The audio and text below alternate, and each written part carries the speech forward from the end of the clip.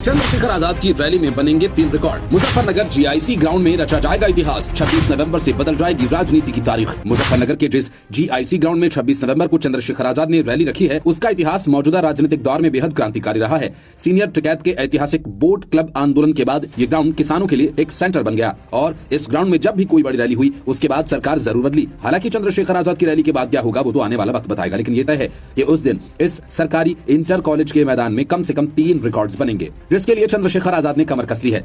इसलिए मैं आपको ये बात बता रहा हूँ, ये जो षड्यंत्र है, तो जो लोग बाबा साहब को प्यार करते हैं वो लोग आए, बाबा साहब के लिए आए, माननीय काशीराम साहब के लिए आए, चौधरी चरण सिंह जी के लिए आए, राष्ट्रपिता ज्योतिबा फूले के लिए आए, छत्रपति साहू जी महाराज के लिए आके और खड़े होकर बताएं कि वो अब हम इस संघर्ष को करने के लिए तैयार हैं,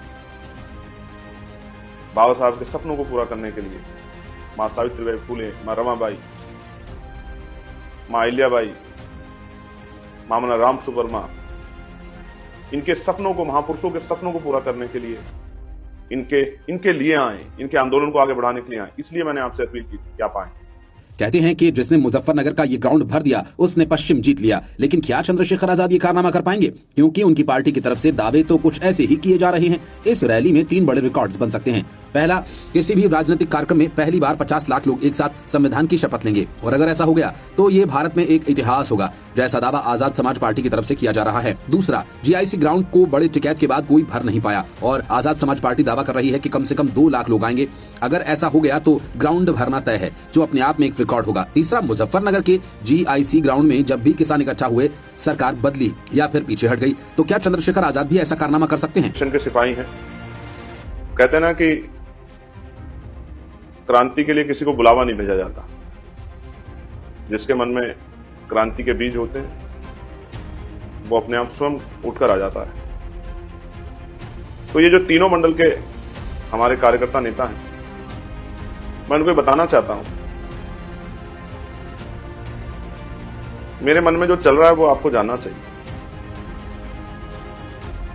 पिछले कुछ दिनों में देश के अंदर तमाम अलग अलग तरह के आंदोलन चल रहे हैं। हालांकि जो अधिकार दलित पिछड़ों को मिले हैं उनके खिलाफ तो जिस दिन से मिले उस दिन से चल रहे हैं, लेकिन अब तो कहते हैं ना सीमा पार हो गई। कुछ लोग कह रहे हैं बाबा साहब अम्बेडकर संविधान निर्माता नहीं। हालांकि मैं उन छोटे छोटे जो इस तरह के ग्रुप्स हैं, इस तरह के लोगों पर चर्चा नहीं करना चाहता, लेकिन कहते हैं ना कोई चीज छोटी नहीं होती। अगर शुरू में उसको ना रोका गया तो उसके परिणाम घातक हो सकते। लोगों के मन में सवाल यह है कि चंद्रशेखर आजाद ने मायावती और अपने बाकी राजनीतिक विरोधियों को जवाब देने के लिए मुजफ्फरनगर को ही क्यों चुना? तो इसके पीछे कई कारण हैं। पहला कारण, पश्चिम सपा और बसपा दोनों के लिए मजबूत किला रहा है और अगर बीजेपी की राजनीति को टक्कर देनी है तो उसका रास्ता पश्चिम से होकर ही गुजरता है। दूसरा कारण, हाल फिलहाल में चंद्रशेखर आजाद की पार्टी ने गुर्जर समुदाय में घुसपैठ की, जिसकी संख्या पश्चिम उत्तर प्रदेश में अच्छी खासी है। तीसरा कारण, मायावती इसी पश्चिम की धरती से आती हैं और यहाँ दलितों में जाटव समुदाय की संख्या बहुत ज्यादा है, जिससे चंद्रशेखर आजाद मुसलमानों के साथ अपना कोर वोटर बनाना चाहते हैं।